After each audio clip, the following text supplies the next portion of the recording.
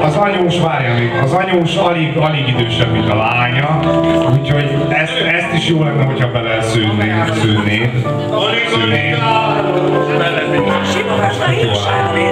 Úgyhogy egy kis aláfestést, hogy legyen kedvet hozzá. Ádám indítja az órát, másfél percet van, folyamatos méltatást kérnék szépen. És hogyha jó lesz, akkor visszakapjátok a csokrot, ha nem, akkor sajnos kibasszuk itt az őrletét. Mehet, Ádám indítja az órát, és most. Tehát, hogyha másfél percig kell folyamatosan beszélni, akkor azzal kezdeni, hogy nem beszélek ilyen gyorsan, mert akkor sok szónak kell beleférni, tehát lassan fog mondani, hogy az a lényeg, azzal kezdeni, mert először, hogy ez szép szürke haja alatt van, az a mosolygós szeme, az a szája, ami általában mosolygós, de azzal szokott beszélni.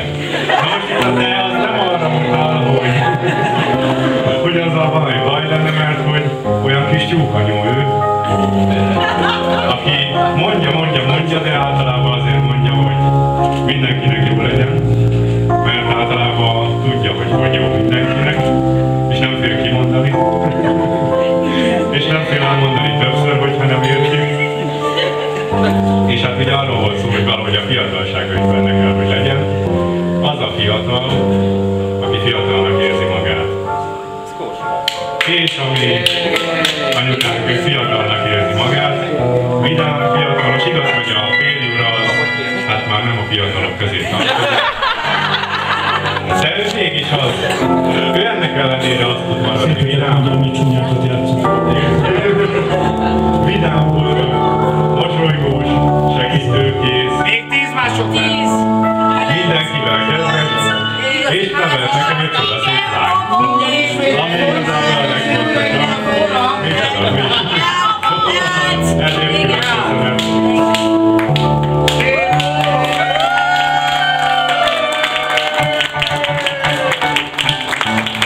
Nagy tapsot a vőlegénynek, megkérdezem az örömanyát, ő szerint, illetve hogy tetszettek az elhangzottak, és megérdemlik-e vissza a csokrot.